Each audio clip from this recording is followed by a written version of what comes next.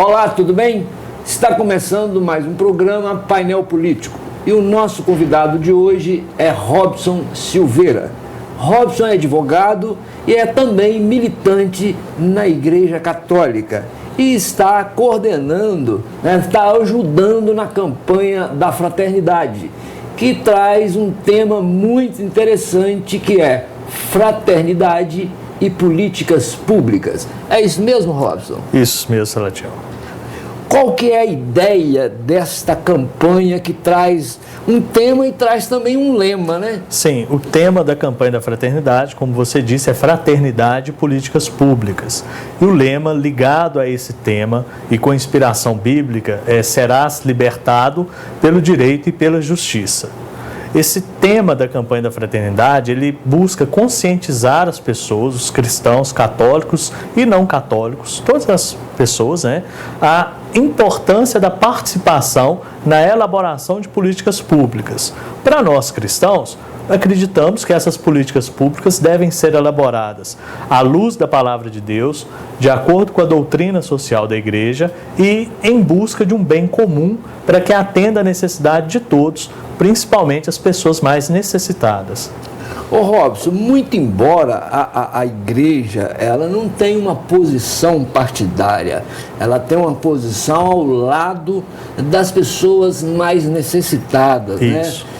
E com isto, às vezes, as pessoas que defendem, as políticas públicas, que são políticas voltadas para o bem comum das pessoas, costumam ser taxados de comunista, de socialista. Como é que você vê isso? De fato, se nós pegarmos a diferença do socialismo para o capitalismo, comunismo, as diversas formas de se fazer política, nós percebemos que aquilo que a igreja defende é mais aproximado da política de esquerda, socialista, principalmente. Porém, nós acreditamos que tudo deve ser feito à luz da palavra de Deus. E à luz da palavra de Deus não importa muito essa corrente partidária e ideológica, porque à luz da palavra de Deus seja no capitalismo, seja no socialismo, é fazer o bem a todos, fazer o bem de uma forma geral, de forma a atender às necessidades das pessoas mais necessitadas, seja com a concentração de renda e divisão pelo Estado, no caso do socialismo, seja com a concentração de renda e partilha pelas próprias pessoas, no caso do capitalismo. Se a pessoa é capitalista, mas ela segue a palavra de Deus, ela vai dividir com o seu irmão mais necessitado aquilo que ela tem. Ela não vai querer juntar só para ela. Por isso que nós falamos que, à luz da palavra de Deus, não importa se você é de esquerda, se você é de direita. Você vai seguir os ensinamentos de Jesus Cristo e vai atender esse bem comum, que é uma das buscas da igreja. Ô Robson, às vezes as pessoas podem pensar, essa campanha da fraternidade, falando em políticas públicas, será que isso é uma resposta ao governo atual? Como é que foi criado isso? Não, a campanha da fraternidade, ela existe desde a década de 60. Inicialmente, não era nacional, foi criada no norte e nordeste do país por algumas dioceses. Depois de 2 anos de campanha, já no ano de 1964, a CNBB, a Conferência Nacional dos Bispos do Brasil, entendeu que era importante transformar isso em uma coisa nacional. E desde então, a CNBB ela organiza essa campanha da fraternidade. Inicialmente, a campanha da fraternidade ela era voltada mais a assuntos espirituais da própria igreja. Passou-se um tempo e percebeu-se também a importância de trazer temas sociais ligados à função social da igreja. E, a partir de então, cada ano é lançado um tema diferente, mas esse tema não foi lançado em função do atual governo. Esse tema ele vem já numa crescente, de temas nesse sentido. Por exemplo, recentemente falou-se de meio ambiente e da importância da participação das pessoas para o cuidado da casa comum, do meio ambiente e tudo mais. Então esse tema ele já atual de Fraternidade e Políticas Públicas, ele foi escolhido há mais ou menos 2 anos e meio atrás. Então não tem nada a ver com o cenário político atual, com o atual governo. A CNBB, ela foi idealizada por o arcebispo Dom Helder Câmara. Isso. E o Dom Helder era uma pessoa, eu até brinquei ali, que quase me fez católico, porque o Dom Helder era uma pessoa que se dava muito na defesa das pessoas pobres, vamos dizer assim. Ele tinha várias campanhas voltadas nesse sentido. E parece que em razão dessa posição do Dom Helder, é que a CNBB às vezes é vista como um órgão de esquerda. Mas, na verdade, qual é o propósito da CNBB? O propósito da CNBB não é ser de esquerda ou de direita. O que nós, cristãos católicos, que acompanhamos o trabalho da CNBB, podemos perceber que o propósito da CNBB é aplicar, de fato, aquilo que Jesus nos ensinou, que é o bem comum a todas as pessoas, a solidariedade, a partilha, para que todos nós sejamos iguais e possamos viver com dignidade. A igreja, ela não, pelo menos na sua doutrina, ela não se posiciona de um lado ou de outro. Ela se posiciona ao lado das pessoas que necessitam da sua ajuda, seja espiritual, seja material. Nós sabemos que a Igreja Católica seja talvez uma das instituições caritativas que fazem um maior trabalho no mundo inteiro, né? Mas ela, com essa visão de seguir os ensinamentos de Jesus Cristo, e seguir os ensinamentos de Jesus Cristo é partilhar o pão com aquelas pessoas mais necessitadas, como eu disse, para que possam viver com maior dignidade. Bom, e essa campanha, né, desse ano, que tem esse tema muito importante, ela tem um objetivo. E Sim. Qual é o objetivo dessa campanha? O objetivo principal, o objetivo geral da campanha é estimular a participação em políticas públicas à luz da palavra de Deus e da doutrina social da Igreja, para fortalecer a cidadania e o bem comum como sinais de fraternidade. Esse é o objetivo específico, geral da campanha da fraternidade. E a partir desse objetivo, existem alguns outros objetivos específicos que nos ajudam a chegar a cumprir esse objetivo geral. Mas qual que é a ideia, então? A ideia é convidar as pessoas a tomar consciência da importância nessa participação popular na elaboração de políticas públicas. A Constituição Federal, ela já define diversos direitos. A Constituição Federal já define que em alguns assuntos é obrigatória a participação popular. Por exemplo, nos assuntos ligados à saúde, à assistência social, à criança e adolescente, dentre outros. Então, o poder público, ele precisa da participação popular para, às vezes, concretizar alguma atitude sua. Inclusive, para a aprovação das prestações de contas. Nós sabemos disso. Então, essa campanha da fraternidade quer nos conscientizar da importância dessa participação. O Robson, muito interessante essa proposta da participação. Olha só, no município, como no estado ou na União, tem-se o plano plurianual. Sim. Ou seja, ele vai ser formulado pelo prefeito eleito no segundo ano. No segundo ano, com vencimento no primeiro ano do mandato seguinte. Isso. E esse plano plurianual é tudo aquilo que o município pretende executar em 4 anos. Você não acha que seria interessante que esta campanha, né, já firmasse uma organização no sentido de participar, né, da elaboração desse plano plurianual, uma vez que, inclusive, no nosso município nós temos aprovado uma lei que garante a participação popular no orçamento? Sim, é o orçamento participativo, salvo engano. Isso. Eu acho muito interessante. A campanha da fraternidade, ela nos traz diversas formas nos explica diversas formas dessa participação popular, seja através de audiências públicas, como recentemente nós tivemos em Caratinga uma audiência pública para estudar, para analisar melhor a questão do nosso hospital, que vive uma crise financeira muito grande. Outra forma de participar, através dos conselhos municipais, estaduais e federais.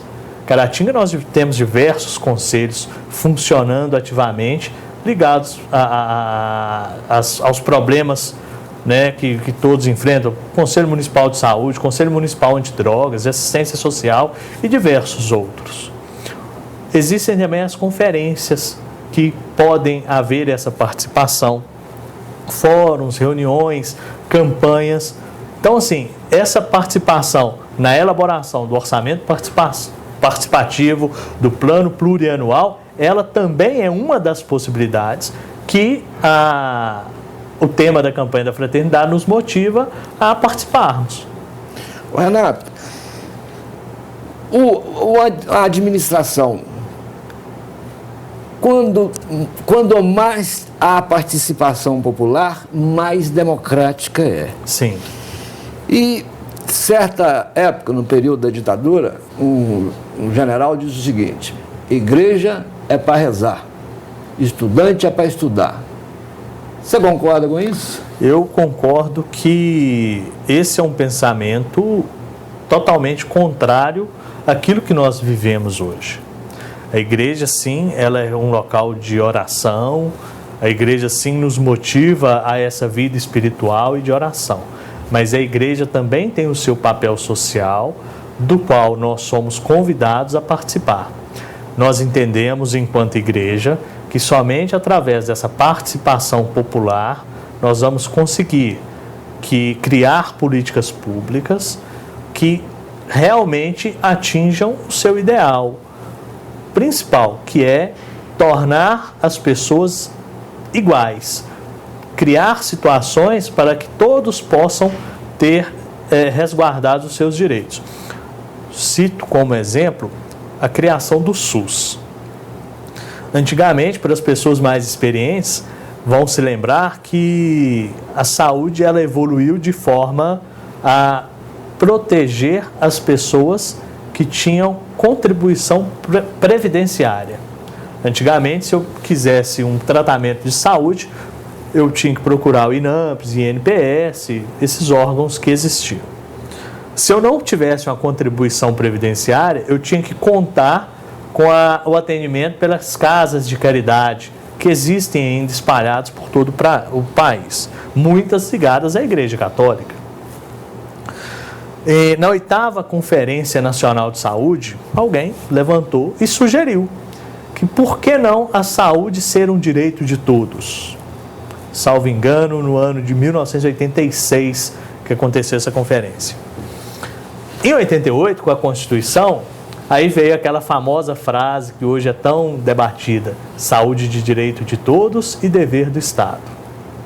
Então, a partir da participação popular, criou-se um sistema de saúde para todos. Nós entendemos sim que ele precisa de mais investimentos, que ele precisa de melhorias, mas hoje, se nós temos um sistema de saúde no país que atende a todos, nós devemos isso à participação popular, porque é uma das propostas apresentadas na 8ª Conferência Nacional de Saúde, que depois se tornou um direito constitucional. Renato, por que a campanha tem um tema, fraternidade e políticas públicas, e tem um lema? Olha, a campanha da fraternidade sempre ela foi lançada dessa forma. O tema é aquilo que ela realmente se propõe a fazer, falar de fraternidade e de políticas públicas. O lema é a inspiração bíblica para aproximar do tema, para mostrar que o tema lançado, ele não está ali lançado à toa. Ele tem uma inspiração, ele tem uma função também religiosa e ajuda a mostrar que a igreja, sendo local de oração, ela também é local de atitudes, atos sociais, pensando nas pessoas. Qual seria, então, o papel da igreja hoje? A igreja hoje, eu vejo, isso é uma visão muito pessoal minha, o papel principal dela é a questão espiritual. A igreja não pode se afastar nunca da função espiritual. Mas a igreja também não pode se afastar nunca daquilo que Jesus nos ensinou, que é fazer o bem às pessoas. Aí entra o papel social da igreja, que é de extrema importância. Como eu disse, a Igreja Católica talvez seja uma das instituições caritativas que mais faz caridade no mundo. Claro que nós sabemos que as diversas denominações religiosas também fazem esse trabalho. Então, assim como a Igreja Católica, todas as religiões, além da função espiritual que ela tem, de nos aproximar de Deus, elas também têm essa função social que também nos aproxima de Deus. O Estado, ele tem o foco no homem, né? Sim. O Estado existe para proporcionar o bem comum às pessoas. A igreja também foca no ser humano, né? Como principal. É claro que ela defende o meio ambiente, né? E durante a campanha surgiu uma frase aí que dizia: bandido bom é bandido morto. Como é que isso fica na cabeça de certos religiosos que apoiaram essa campanha? Eu acredito que essa frase ela é muito infeliz. Primeiro porque nós cristãos devemos defender a vida em todas as circunstâncias e em todas as suas etapas. Falou-se também muito de aborto recentemente na campanha e até antes da campanha. A Igreja Católica ela tem um posicionamento claro que ela defende a vida desde a concepção até a morte natural. Então, seja com relação a essa frase, né, que você lembrou de bandido bom é bandido morto, ela é uma frase infeliz que não pode ser assumida por nenhum cristão católico ou cristão, independente da denominação religiosa, na verdade, que segue os ensinamentos de Jesus Cristo. Eu acho que até mesmo qualquer cidadão que preza a vida, né, eu acho que há uma contradição muito grande você defender, né, que bandido bom é bandido morto e ao mesmo tempo ser contra o aborto. Exatamente. Eu entendo que bandido bom é bandido preso, ressocializado e trazido de volta para a sociedade em uma condição diferente, para que ele consiga viver em sociedade em paz e harmonia. Bandido bom é o bandido ressocializado, não é o bandido morto. O lema desta campanha é: serás libertado pelo direito e pela justiça. O que significa isso, Renato? O lema da campanha da fraternidade, ele nos apresenta o direito e a justiça. E o direito e a justiça como forma de transformar todas as pessoas como iguais, demonstrando que não pode haver diferença. Às vezes, ser justo não é dar uma casa para cada uma das pessoas, como forma de política pública de assistência à moradia, que é um dos direitos constitucionais, inclusive. Mas trazer essa casa para quem precisa, realmente. Isso é ser justo. Então, é esse casamento entre direito, que é de todos, mas justiça, para que as políticas públicas, que são atos do governo para garantir esses direitos, possam atingir a todos. Esse lema quer mostrar isso, que as pessoas devem ser tratadas para que atinjam uma igualdade, consigam sobreviver de forma digna. A Constituição, a gente está falando de direitos fundamentais, a Constituição, ela diz também, né, que dos direitos dos presos, vamos dizer assim. E tem muita gente que diz que isso é direito dos manos, isso não deveria existir. Qual é a posição em relação a isso? A Igreja Católica, ela já trabalha isso de uma forma muito ampla através da pastoral carcerária. As pessoas, independente de se estão livres ou encarceradas, elas devem ter seus direitos respeitados. Existe sim algumas divergências dentro do pensamento, até dentro da própria igreja, mas as pessoas têm que ser tratadas de forma digna, seja solto, seja encarcerado. Isso aí, não, a questão é o ser humano, não é a condição momentânea que ela está vivendo. A igreja, ela preza pelo ser humano, pela vida digna do ser humano, do homem, da mulher, seja encarcerado ou não. A igreja, como a gente acabou de falar aqui, ela preza a vida, né? Ela respeita a vida. E para que tenha vida, é preciso que tenha um meio ambiente equilibrado. Sim. Qual é a posição da igreja em relação ao meio ambiente? Recentemente, a igreja trabalhou um dos temas da campanha da fraternidade, eu não vou me lembrar agora o ano, mas foi bem recente, trabalhou justamente esse tema de preservação do meio ambiente, para que nós possamos viver no mundo de forma a respeitar o meio ambiente, que é o local que nós vivemos. Trouxe das expressões muito fortes dessa campanha da fraternidade, quando tratou do meio ambiente, é o cuidado com a casa comum. E a casa comum não é a expressão uma casa simples, é o meio ambiente em que vivemos, o mundo em que vivemos, para que as pessoas possam cuidar do meio ambiente, para que não aconteça, por exemplo, desastres como o de Brumadinho, desastres como o de Mariana, que, independente de haver intenção ou não, poderiam ser evitados. Entendo que foram acidentes, mas que totalmente evitáveis. Nos parece, de forma bem clara, que naquele caso não tinham cuidado com o meio ambiente, com a casa comum, com as pessoas, com o ser humano. Infelizmente, nós estamos chegando ao final do programa e uma conversa muito interessante. Eu queria te perguntar o seguinte: que mundo, que Brasil a Igreja Católica pretende? Qual é o ideal para a igreja? Eu entendo que a igreja, ela pretende um mundo onde haja igualdade, solidariedade, paz, partilha, onde não haja concentração de renda na mão de poucos, para que todos possam viver com dignidade da forma que Jesus nos ensinou, se respeitando. Nós sabemos que existem diferenças religiosas, diversas diferenças de opinião.